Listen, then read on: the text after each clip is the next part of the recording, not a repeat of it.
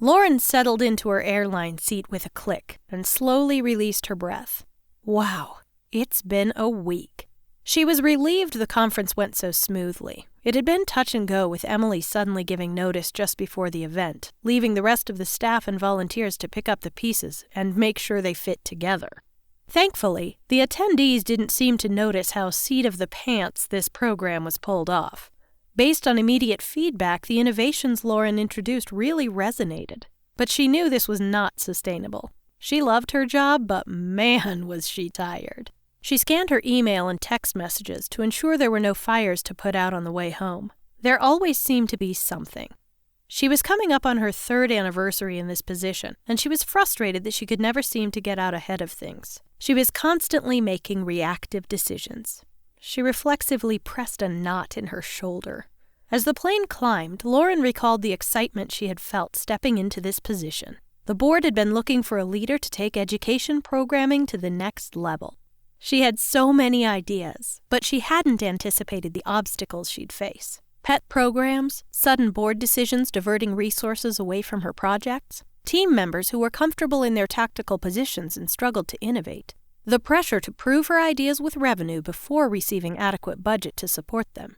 She realized she needed to pick her battles wisely, making decisions that would render the quickest gains. But then, when an idea succeeded, like the innovations executed at this event, she had to figure out how to repeat that success, plus increase the revenue margin, as if it were as simple as a turn of a crank.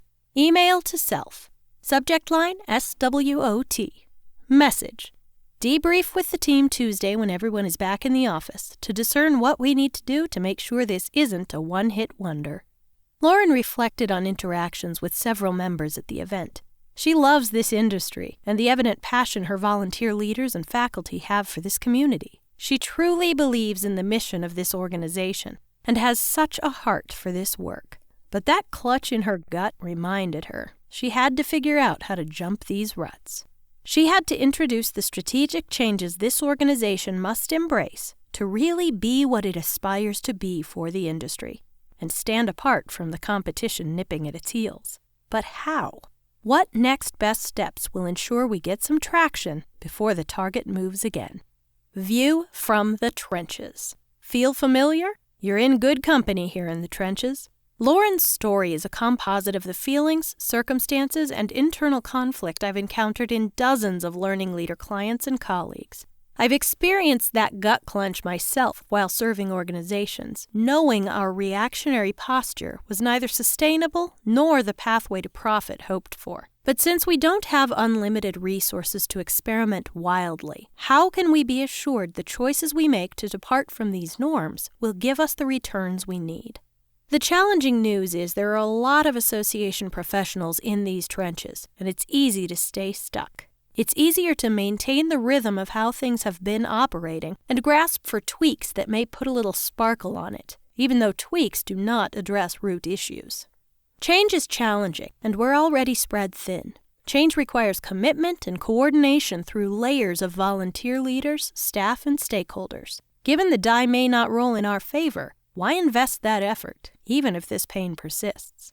The good news is there is a blueprint. This is a proven pathway to reliably profitable and sustainable continuing education programs. You are holding the key to a new future for your organization to make a greater impact on the industry you represent. What will you do with it? My career has been devoted to serving organizations in the workforce development trenches. I've served as faculty preparing professionals for the career pipeline. I've served corporations, aligning training needs with business objectives to upskill employees for mutual success. And I've served dozens of professional associations intent on remaining the content authority for career development for their industry. Meanwhile, I've been a student of the learning sciences, workforce disruptions, learning technology, and trends, bringing these insights forward to my clients. The business of continuing education has shifted, requiring a new model for maintaining a competitive advantage.